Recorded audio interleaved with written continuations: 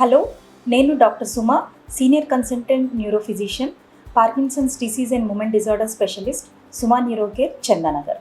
2 days back ఒక 70-year-old male patient వచ్చాడు. Complaints ఏంటి అంటే, మా నాన్న ఈ మధ్యలో వంగిపోతున్నాడు, నెమ్మదిగా నడవడం అనేది జరుగుతుంది అని చెప్పాడు. సో ఎగ్జామినేషన్ చేసిన తర్వాత ఆ పేషెంట్కి ఏముంది అంటే పార్కిన్సన్స్ డిసీజ్ ఉంది. ప్రీవియస్గా డైలీ చేసే యాక్టివిటీస్ చాలా టైం తీసుకోవడం కానీ, చేసిన పని చాలా నెమ్మదిగా చేయడం కానీ, ఆ టాస్క్ మాత్రం డెఫినెట్గా కంప్లీట్ చేస్తారు. దీన్ని బ్రాడీకైనీసియా అంటాము.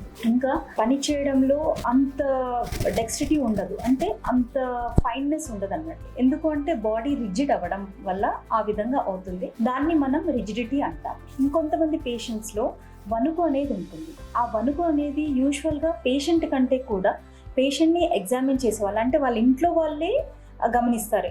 ఎందుకంటే అది రెస్ట్లో ఉన్నప్పుడు వస్తుంది. దాన్ని మనం రెస్ట్ ట్రెమర్ అంటాం. సో బ్రాడీకైనీసియా, రిజిడిటీ, రెస్ట్ ట్రెమర్, ఈ 3 పార్కిన్సన్స్ డిసీజ్ లక్షణాలు. కానీ ఇంకా ఏమన్నా ఉంటాయా? ఎస్, ఉంటాయండి.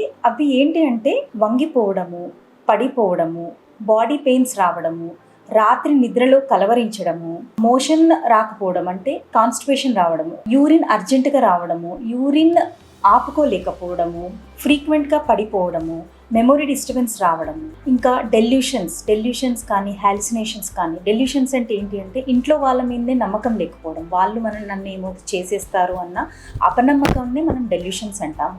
హాలుసినేషన్స్ అంటే లేనివి కనబడడం, విజువల్ హాలుసినేషన్స్ అనేవి చాలా కామన్ అన్నట్టు పార్కిన్సన్స్ డిసీజ్లో.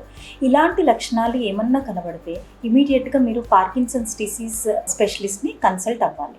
Thank you.